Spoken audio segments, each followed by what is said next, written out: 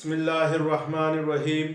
अस्सलाम वालेकुम dear second year class के स्टूडेंट आज के लेक्चर में हम मॉडल क्वेश्चन पेपर करेंगे मैथमेटिक्स का 2024 का, जो कि फेडरल बोर्ड की वेबसाइट पे गिवन है। स्टूडेंट, जो लास्ट लेक्चर था उसमें मैंने जो मॉडल क्वेश्चन पेपर है उसका सेक्शन सी का क्वेश्चन नंबर 4 तक कर लिया था। तो आज हम जो नेक्स्ट क्वेश्चन है वो करेंगे। स्टूडेंट, आपसे गुजारिश की जाती है कि मेरे चैनल को सब्सक्राइब करें, बेल आइकन को क्लिक करें, वीडियो को लाइक करें, शेयर करें, कमेंट्स करें। Thank you very much. Question number 5 का जो फर्स्ट पार्ट है वो आपके सामने मैंने यहाँ पे लिखा है। तो क्वेश्चन नंबर 5 है, the diagram shows a line L passing through points A whose coordinates are -1 and 1, point B whose coordinates are 5 and 5, given that point C whose coordinates are 4 and 1, write equation of line L in normal form and find area of triangle ABC। Student, यहाँ पर question में आपको questions के अंदर ही diagram given है question paper में, और question paper में डायग्राम में ये लाइन एल गिवन है। इस लाइन एल के ऊपर दो पॉइंट्स गिवन है, पॉइंट ए और पॉइंट बी गिवन है। पॉइंट ए के कोऑर्डिनेट्स गिवन है -1 एंड +1 है, और पॉइंट बी के कोऑर्डिनेट्स आपके पास गिवन है 5 एंड 5 है। और फिर इस लाइन से आउटसाइड एक पॉइंट गिवन है जिसको इसने क्या नाम दिया है, सी। और क्वेश्चंस के अंदर जो पॉइंट सी है उसके कोऑर्डिनेट्स गिवन है 4 एंड 1। अब आपसे कह रहा है right equation of line L in normal form. आपने इस लाइन एल की इक्वेशन लिखनी है और उसकी नॉर्मल फॉर्म लिखनी है, यानी लाइन एल की इक्वेशंस को नॉर्मल फॉर्म में लिखना है। और सेकंड चीज जो आपने फाइंड करनी है वो है and find area of triangle ABC।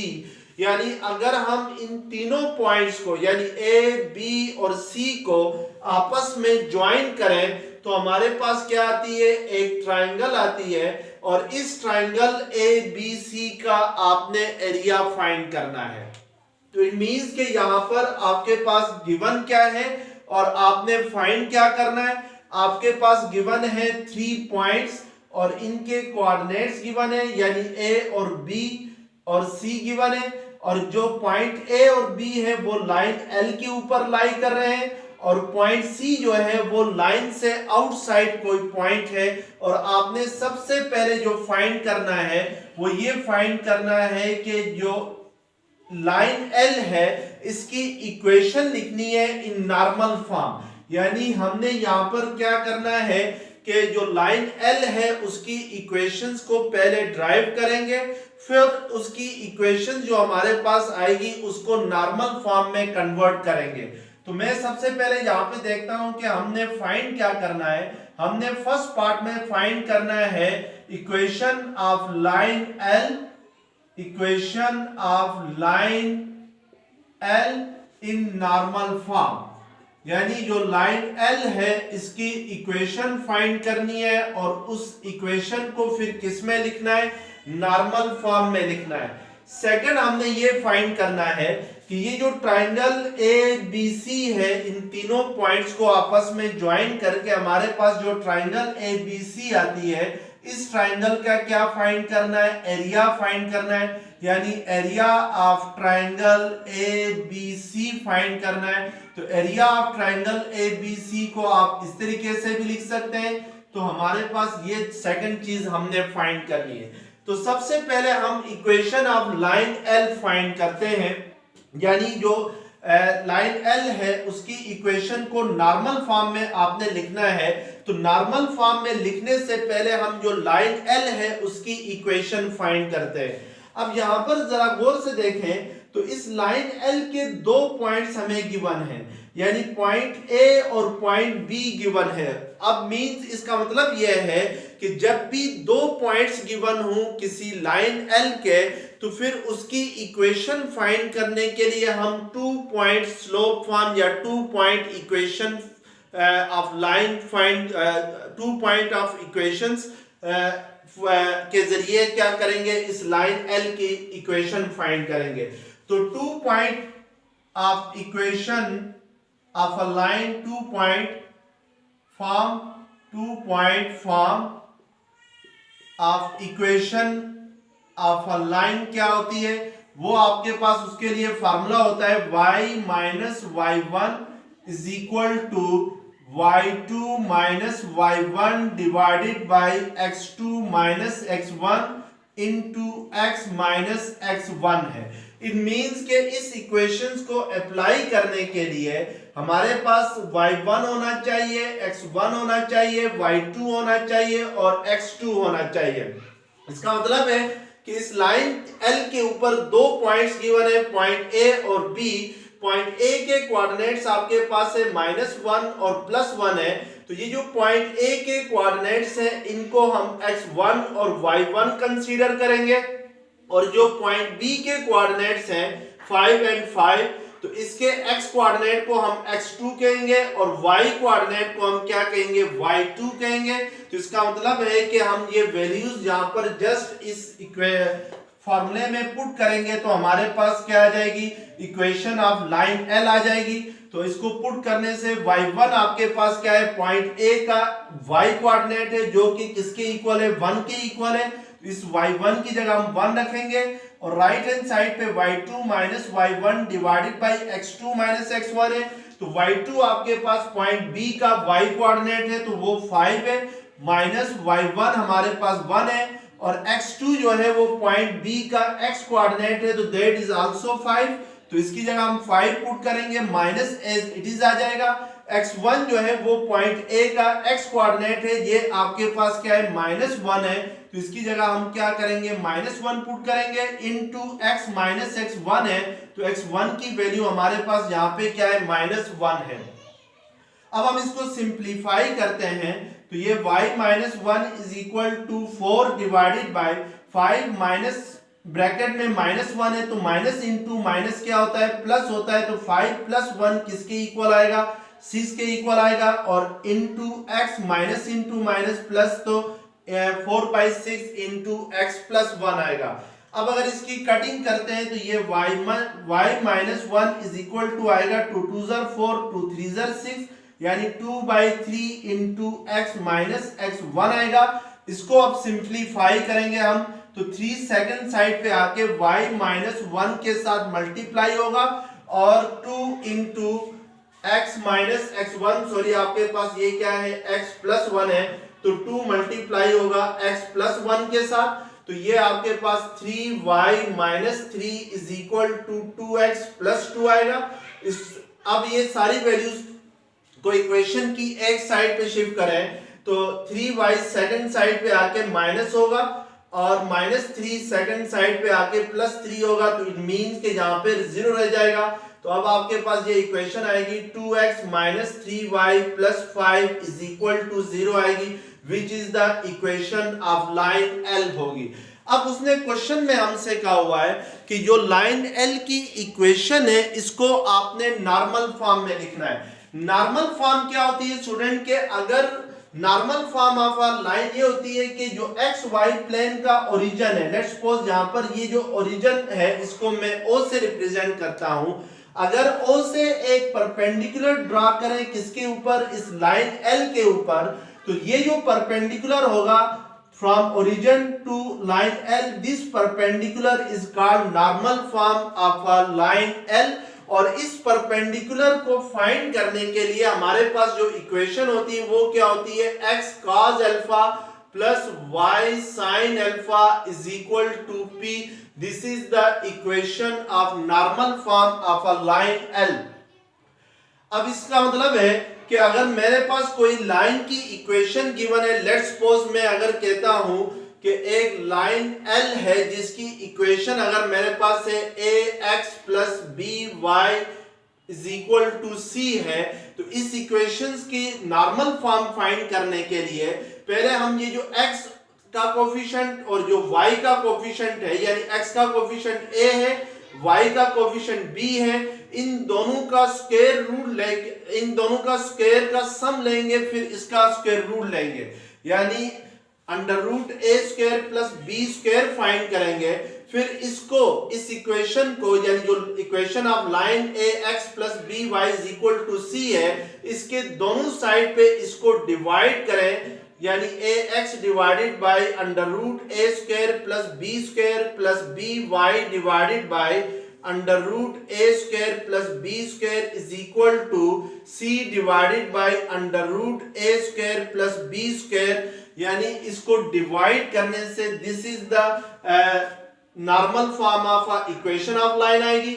यहां पर ये जो a divided by under root A square plus B square है, इसकी जगह x cos अल्फा लिख सकते हैं, और y into B divided by under root A square plus B square को साइन अल्फा लिख सकते हैं, और c divided by under root A square plus B square किसके इक्वल होगा, p के इक्वल होगा। तो इट मींस के ये आपके पास क्या होगी, normal form of equation of line होगी। तो अब इसको हमने इस फॉर्म में लिखना है, यानी नॉर्मल फॉर्म में लिखना है। तो सबसे पहले हम ये जो 2x minus 3y plus 5 is equal to 0 है, इसमें जो कांस्टेंट टर्म है प्लस 5 को सेकंड साइड पे शिफ्ट करेंगे तो वो जाके क्या होगा, सेकंड साइड पे जाके माइनस 5 होगा। अब हम यहाँ पे देखेंगे कि x का कोफिशिएंट क्या है, यानी a क्या है, a आपके पास 2 है, b क्या है, b आपके पास -3 है। अब आपने फाइंड करना है यहाँ पर क्या, under root A square plus B square find करना है, यानी under root A square plus B square find करना चाहे तो a आपके पास 2 का स्क्वायर, b -3 का स्क्वायर, तो ये किसके इक्वल आएगा, 4 प्लस 9 आएगा, तो that will be equal to under root 13 आएगा। अब स्टूडेंट इस इक्वेशन की दोनों साइड पे आपने अंडर रूट 13 के साथ क्या करना है, डिवाइड करना है। यानी ये जो इक्वेशन आपके पास आ गई है, इसको मैं लेट्स सपोज इक्वेशन 1 का नाम देता हूं, मल्टीप्लाइंग बोथ साइड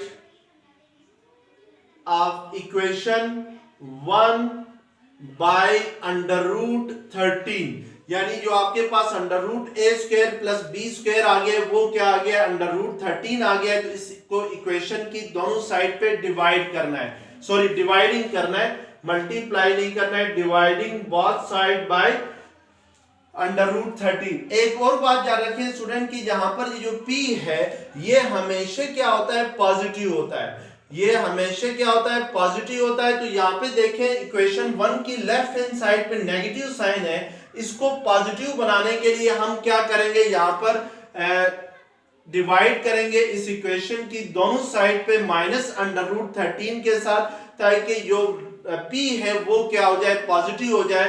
तो इट मींस कि ये क्या आ जाएगा, 2x divided by minus under root 13 minus 3y divided by minus under root 13 is equal to minus 5 divided by minus under root 13 आएगा।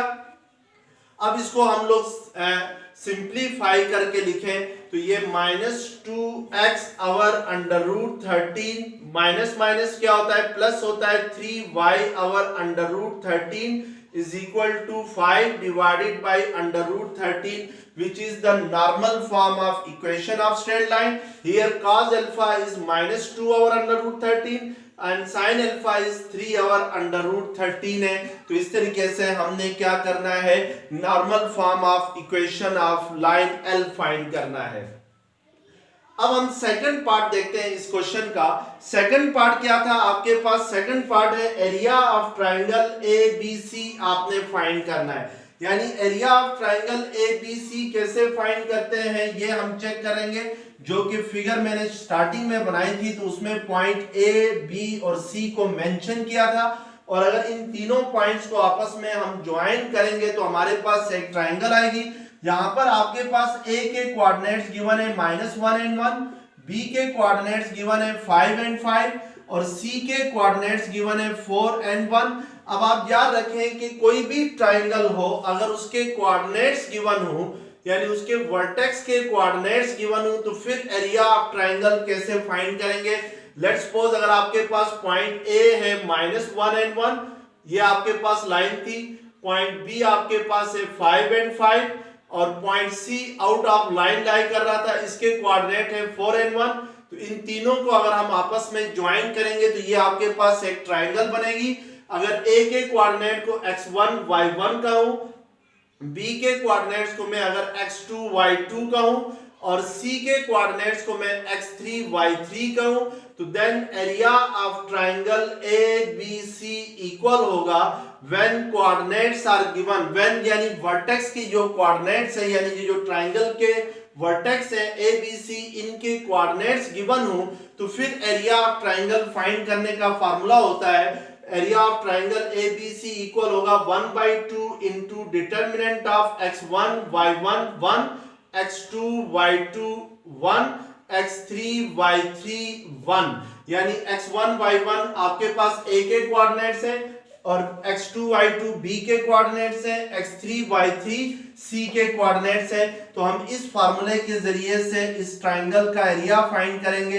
तो इट मींस के area of triangle A B C क्या होगा, x1 y1 हमारे पास है -1 1 है और last column में आपने 1 लिखना है, और x2 y2 b के कोऑर्डिनेट्स हैं तो ये आपके पास 5 and 5 है, लास्ट कॉलम में आपने 1 लिखना है।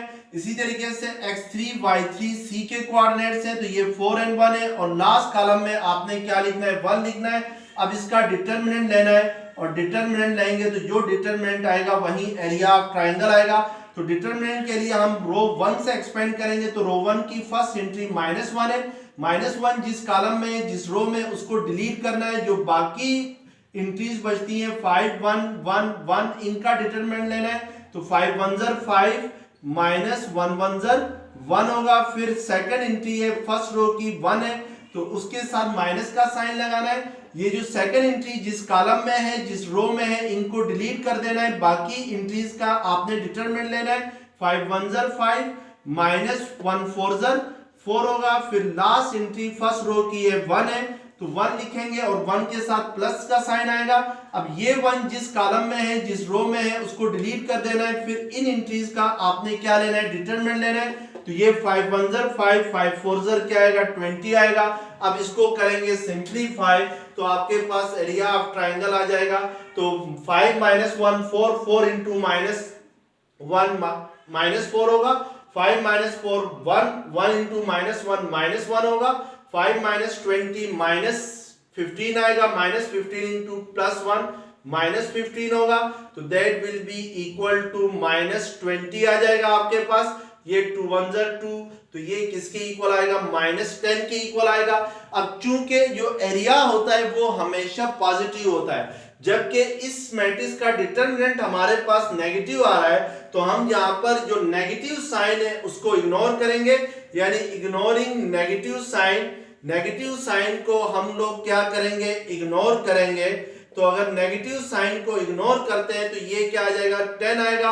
और जो एरिया होता है उसकी यूनिट क्या होती है, हमेशा स्क्वायर यूनिट होती है। जैसे मीटर स्क्वायर है, सेंटीमीटर स्क्वायर है, तो हमें यहाँ पे यूनिट का नहीं पता है तो जस्ट हम इसको क्या लिखेंगे, स्क्वायर यूनिट लिखेंगे। तो इट मींस के area of triangle A B C क्या आएगा, 10 स्क्वायर यूनिट आ जाएगा। अब क्वेश्चन नंबर 5 का सेकंड पार्ट है। ये जो पार्ट स्टूडेंट आ गया ये आपके पास यूनिट 5 से आ गया लीनियर प्रोग्रामिंग का, जो कि एक्सरसाइज 5.3 है आपकी बुक का। वहाँ से ये क्वेश्चन तो खैर नहीं आया, लेकिन ये एसएलओ बेस्ड क्वेश्चन है, लेकिन इसका कंसेप्ट वहीं पे आपको मिलेगा। अब क्वेश्चन नंबर 5 का सेकंड पार्ट है, a factory manufactures 2 types of cell phone, conventional and smartphones.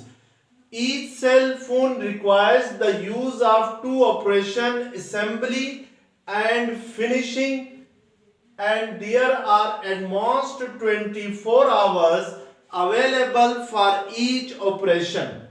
A conventional phone requires 1 hour for assembly and 2 hours for finishing, while a smartphone needs 2 hours for assembly and 1 hour of finishing. Due to some restriction, the company can make at most 15 gadgets a day. If a profit of ₹1000 is realized for each conventional phone and ₹4000 for a smartphone, how many of each phone should be manufactured to maximize the profit? अब यहाँ पे student question में आपसे कह रहा है कि एक कंपनी है वो दो टाइप्स के फोन बना रही है। जो फर्स्ट टाइप है वो कौन सी है, वो कन्वेंशनल फोन है, और जो सेकंड टाइप है वो कौन सी है, वो स्मार्टफोन है। और ये जो दोनों टाइप्स के फोन है यानी कन्वेंशनल और स्मार्टफोन, ये दो ऑपरेशंस के लिए यूज होते हैं, यानी असेंबली के लिए और फिनिशिंग के लिए, यानी use two operations assembly and finishing. और there are at most 24 hours available for each operation. और हमसे कह रहा है कि दोनों ऑपरेशंस के लिए जो ज्यादा से ज्यादा टाइम है वो क्या है, वो 24 आवर्स है, यानी असेंबली के लिए भी 24 आवर्स है और फिनिशिंग के लिए भी क्या है, 24 आवर्स है। अब नेक्स्ट आपके पास है a conventional phone requires 1 hour for assembly and 2 hours for finishing. यानी एक जो कन्वेंशनल फोन होगा उसमें असेंबली के लिए 1 आवर है और जो फिनिशिंग है उसके लिए कितने आवर हैं, 2 आवर्स हैं। इसी तरीके से जो स्मार्टफोन है उसमें असेंबली के लिए कितने आवर्स हैं, 2 आवर्स है, और फिनिशिंग के लिए कितने हैं, 1 आवर है। अब ड्यू टू सम रिस्ट्रिक्शन, यानी कुछ रिस्ट्रिक्शन की वजह से एक दिन में जो कंपनी फोन बना सकती है वो एटमोस्ट यानी ज्यादा से ज्यादा जो फोन कंस्ट्रक्ट कर सकती है वो कितनी कर सकती है, 15 कर सकती है। अब आपसे कह रहा है कि if a profit of ₹1000 is realised for each conventional phone, यानी अगर हर कन्वेंशनल फोन के पीछे जो प्रॉफिट है वो ₹1000 हो और हर स्मार्टफोन के पीछे जो प्रॉफिट है वो कितना हो, 4000 हो, तो फिर आपसे कह रहा है कि आपने इसको इस तरीके से मैन्युफैक्चर करना है कि जो प्रॉफिट है वो क्या होना चाहिए, वो मैक्सिमम होना चाहिए, वो मिनिमम नहीं होना चाहिए। तो हम इसको टेबल के जरिए जरा कंस्ट्रक्ट करते हैं।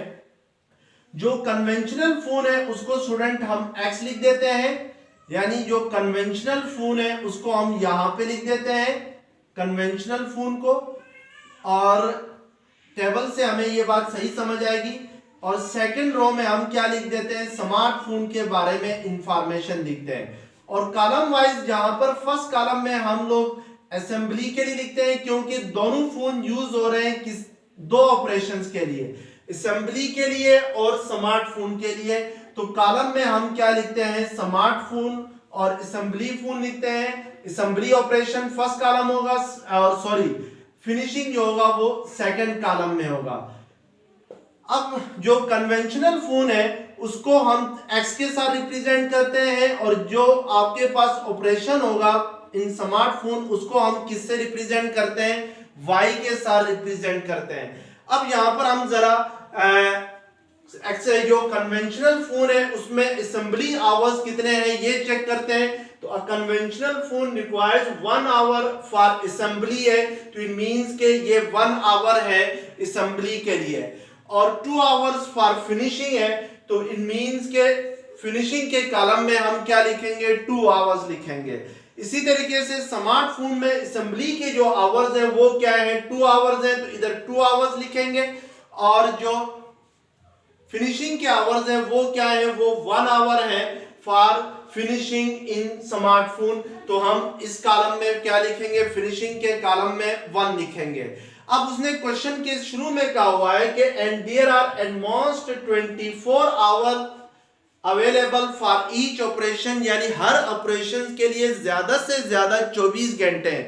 तो हम पहले जरा देखते हैं कि असेंबली ऑपरेशंस के टोटल आवर्स कितने होते हैं। तो टोटल आवर्स असेंबली के लिए कितने हैं, 1 है, तो 1 को मल्टीप्लाई करेंगे किसके साथ, x के साथ, और फिर प्लस जो स्मार्टफोन है उसमें असेंबली आवर्स कितने हैं, 2 है, तो 2 को मल्टीप्लाई करेंगे y के साथ, तो these are total hours for smartphone होगा। तो ये इन स्मार्टफोन फॉर असेंबली होंगे, यानी x is the total hours in conventional food for assembly, in conventional food for assembly, and 2y are the total hours for in smartphone for assembly होगा। अब उसने कहा हुआ है कि जो ज्यादा से ज्यादा मैक्सिमम टाइम है दोनों ऑपरेशंस के लिए वो क्या है, 24 आवर्स है। 24 आवर्स से ज्यादा नहीं हो सकते हैं, तो इट मींस के x प्लस 2y क्या होना चाहिए, less than or equal to 24 आना चाहिए। यानी इन दोनों में यानी असेंबली के लिए जो मैक्सिमम आवर्स गिवन है वो कितने हैं, 24 आवर है। और इसी तरीके से जो फिनिशिंग आवर्स है फॉर कन्वेंशनल फूड वो कितने हैं, 2 है। तो इट मींस के टोटल आवर्स कितने होंगे for finishing in conventional food, तो वो 2x होगा क्योंकि x को 2 के साथ मल्टीप्लाई करेंगे। इसी तरीके से स्मार्ट फूड में फिनिशिंग आवर्स कितने हैं, 1 है, तो 1 को y के साथ मल्टीप्लाई करेंगे तो total finishing hours for smart food क्या हो जाएंगे, y। तो ये भी मैक्सिमम कितने आवर्स ऑपरेट हो सकते हैं, 24 आवर्स तक ऑपरेट हो सकते हैं। तो इसको हम less than or equal to 24 लिखेंगे। इट मींस के 24 से ज्यादा ये ऑपरेट नहीं हो सकते हैं। तो these are the two inequalities. इसके अलावा उसने ये यहाँ पे ये कहा हुआ है कि due to some restriction the company can make at most 15 gates a day. यानी कुछ ऐसी मजबूरियां हैं, कुछ ऐसे रिस्ट्रिक्शन है जिनकी वजह से कंपनी जो है वो एक दिन में ज्यादा से ज्यादा 15 सेल फोन बना सकती है। तो इट मींस कि हमारे पास टोटल कन्वेंशनल फोन कितने हैं, वो x है, टोटल स्मार्टफोन कितने हैं, y है।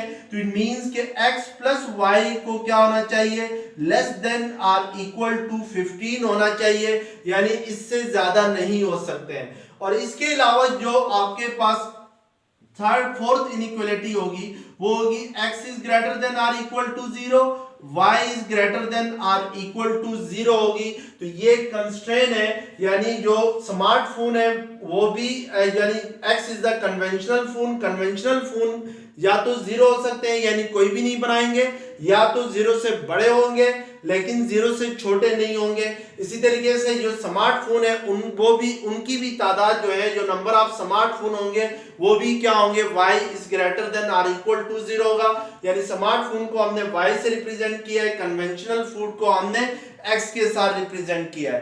अब हम जरा ऑब्जेक्टिव फंक्शन लिखते हैं। ऑब्जेक्टिव फंक्शन वो फंक्शन होगा जिसको हमने मैक्सिमाइज करना है या मिनिमाइज करना है।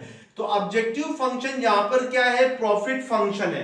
प्रॉफिट फंक्शन हमने देखना है वो क्या है कि यहां से आगे ये आपके पास जहां तक जो है ये प्रॉफिट फंक्शन है कि if a profit of ₹1000 is realised for each conventional food, यानी हर कन्वेंशनल फूड के पीछे जो प्रॉफिट है वो ₹1000 है। तो जहां पे टोटल कन्वेंशनल फूड कितने हैं, x है, तो इट मींस कि total profit for conventional food क्या होगा, 1000x होगा। इसी तरीके से and ₹4000 for smartphone, it means के हर स्मार्टफोन के पीछे जो प्रॉफिट है वो 4000 है। टोटल स्मार्टफोन कितने हैं, y है आपके पास, तो टोटल प्रॉफिट कितना होगा फॉर स्मार्टफोन, वो 4000 y होगा। तो टोटल प्रॉफिट आपके पास क्या होगा, इन दोनों प्रॉफिट्स को हम क्या करेंगे, ऐड करेंगे, तो that will be the profit function, यानी इसको हम कहेंगे ऑब्जेक्टिव फंक्शन कहेंगे। इसको लेट्स सपोज किससे रिप्रेजेंट करते हैं, f ऑफ x y से रिप्रेजेंट करते हैं। x is conventional phone, number of conventional phone है, और y is the number of smartphone है। तो f of x y is equal to क्या आ जाएगा, 1000x प्लस 4000y आएगा। अब इस फंक्शन को हमने ये देखना है, मैक्सिमाइज करना है, यानी x की क्या वैल्यू रखें, y क्या रखें कि ये प्रॉफिट जो है वो मैक्सिमम हो।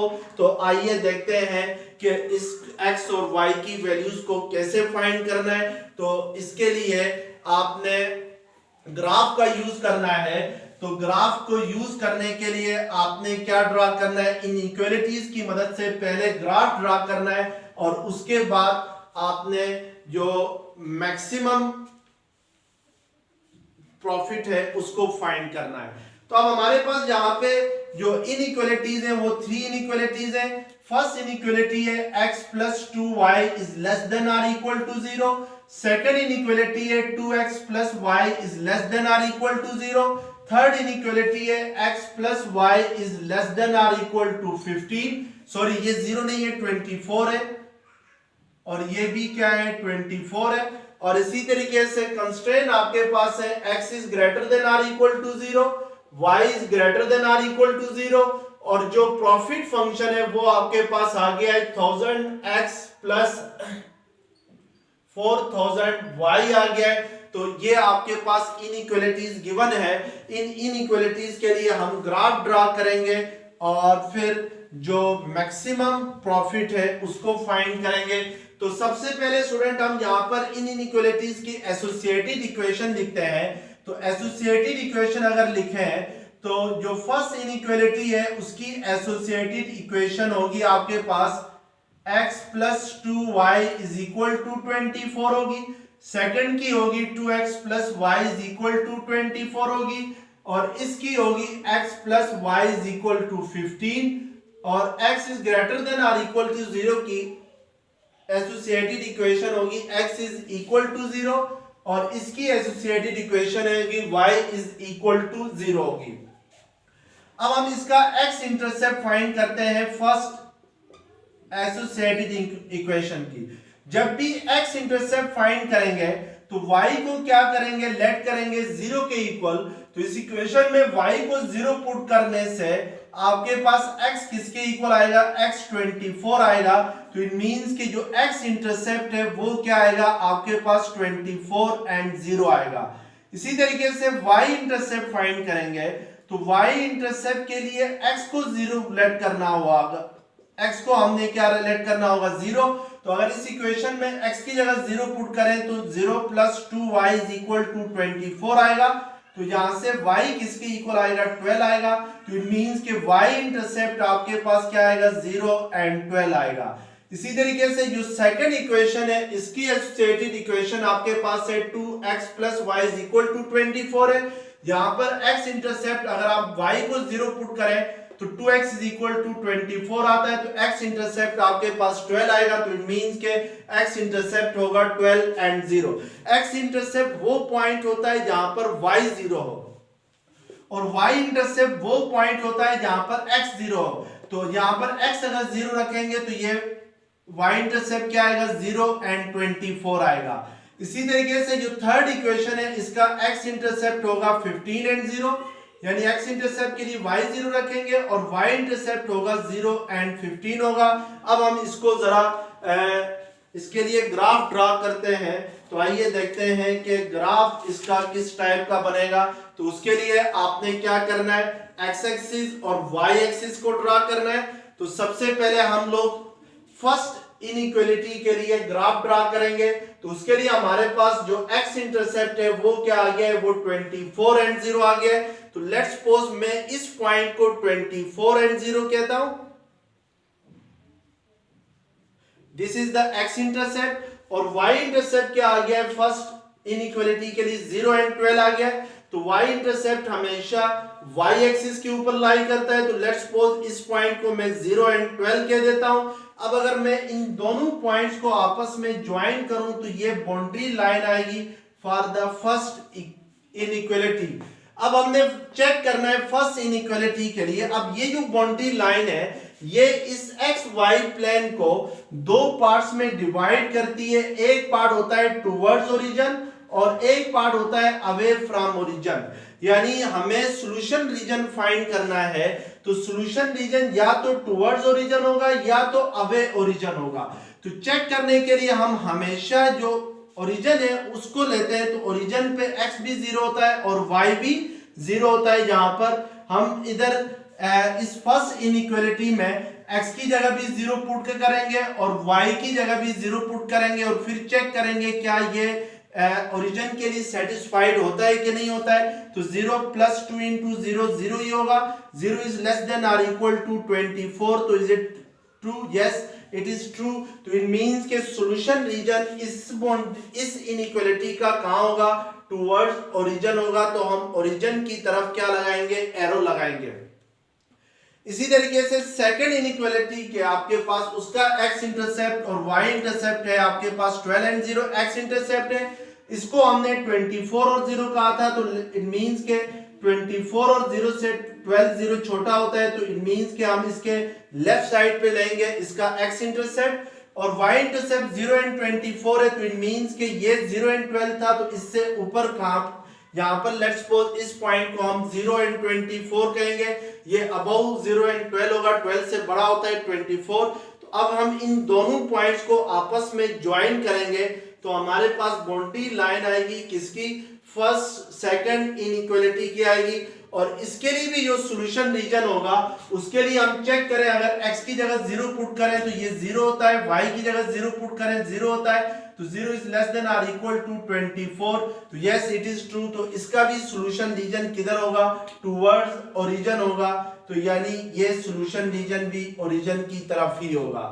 अब थर्ड इनइक्वालिटी थी, उसका x इंटरसेप्ट 15 एंड 0 है, तो 15 24 से छोटा होता है, 12 से बड़ा होता है, तो इट मींस कि इन दोनों के दरमियान जहां पर आएगा, तो इस पॉइंट को हम 15 एंड 0 कह देते हैं।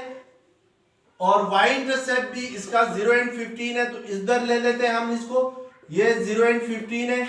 अब इन दोनों पॉइंट्स को अगर हम आपस में ज्वाइन करें बाय अ लाइन, तो ये हमारे पास क्या आएगी, थर्ड इनइक्वालिटी की वो आ जाएगी, बाउंड्री लाइन आएगी। तो इसके लिए भी सॉल्यूशन रीजन टुवर्ड्स ओरिजिन ही होगा। और नेक्स्ट हमारे पास है x इज इक्वल टू 0, तो याद रखें जो y एक्सिस होता है इसके ऊपर x हमेशा 0 होता है, तो इट मींस कि इसकी बाउंड्री लाइन y एक्सिस होगी। और इनइक्वालिटी आपके पास है x इज ग्रेटर देन 0, तो y एक्सिस के राइट साइड पे x क्या होता है, ग्रेटर देन 0 होता है, तो हम राइट साइड पे एरो लगाएंगे।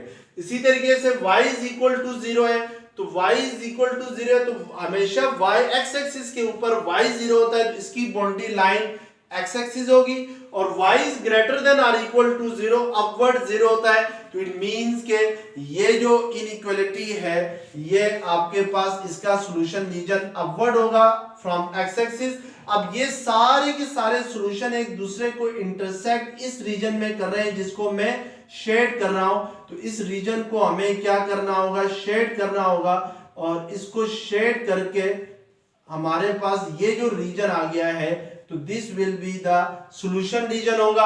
हमने चूंकि इस प्रॉफिट फंक्शन को क्या करना है, मैक्सिमाइज करना है, तो हमें याद रखें कि हमने क्या करना होता है, कॉर्नर पॉइंट फाइंड करने होते हैं। तो अब हम यहाँ पर कॉर्नर पॉइंट लिखेंगे इस सॉल्यूशन रीजन के, यानी जो फिजिबल रीजन आ गया है इसके कॉर्नर पॉइंट अगर आप लिखें, तो कॉर्नर पॉइंट वो पॉइंट होते हैं जहां पर दो बाउंड्री लाइंस एक दूसरे को इंटरसेक्ट करती हैं। इट मींस कि ये कॉर्नर पॉइंट है, ये आपके पास 0 एंड 12 था, और इसी तरीके से ये कॉर्नर पॉइंट है 0 एंड 0, इसी तरीके से ये कॉर्नर पॉइंट है 12 एंड 0, इसी तरीके से ये वाला कॉर्नर पॉइंट है, इसको मैं रेड बॉल पॉइंट से नॉमिनेट कर देता हूं, ये कॉर्नर पॉइंट है। तो ये आपके पास गिवन नहीं है, तो इसको आपने x और y से रिप्रेजेंट करना है, हमने इस कॉर्नर पॉइंट को फाइंड करना है। बाकी ये पॉइंट, ये पॉइंट, ये पॉइंट और ये पॉइंट, ये कॉर्नर पॉइंट नहीं होंगे क्योंकि ये सॉल्यूशन रीजन के साथ क्या है, इंटरेक्ट नहीं कर रहे हैं, यानी अटैच नहीं है। कॉर्नर पॉइंट वो होंगे जो जहां पर दो बाउंड्री लाइंस एक दूसरे को इंटरसेक्ट भी कर रही हो और वो सॉल्यूशन रीजन के साथ अटैच भी हो।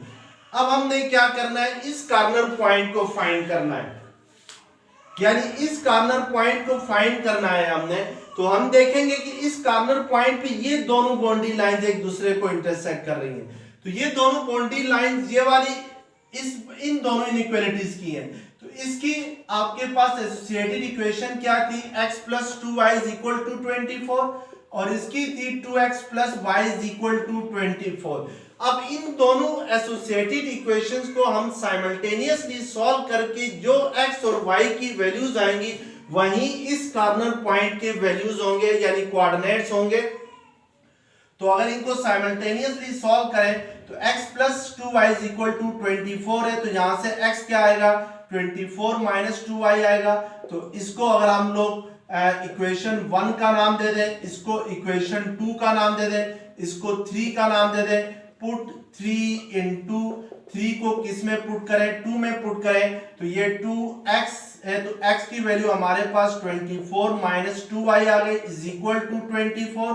2 24 क्या होगा, 48, plus -4y is equal to 24।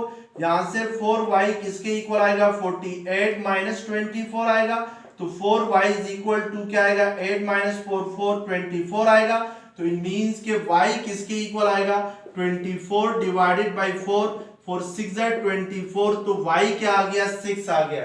अब हम फाइंड करेंगे x की वैल्यू, तो x किसके इक्वल था 24 माइनस 2y के इक्वल था, तो यहां से 24 माइनस 2 इंटू 6 आएगा, तो 24 माइनस 2 6 12, तो दैट विल बी 12। तो इट मींस कि x 12 आएगा। तो इसका मतलब है कि ये जो कॉर्नर पॉइंट्स होंगे ये क्या होंगे x 12 है और y क्या है 6 है, तो थर्ड कॉर्नर पॉइंट क्या होगा 12 एंड 6 होगा। अब हम इन कॉर्नर पॉइंट्स को बारी बारी इस प्रॉफिट फंक्शन में पुट करेंगे और पुट करके चेक करेंगे कि कहां पर प्रॉफिट फंक्शन जो होगा वो मैक्सिमम होगा। तो उसके लिए जरा हम चेक करते हैं, आइए। तो प्रॉफिट फंक्शन हमारे पास क्या था, f of x y is equal to है 1000x प्लस 4000 y है।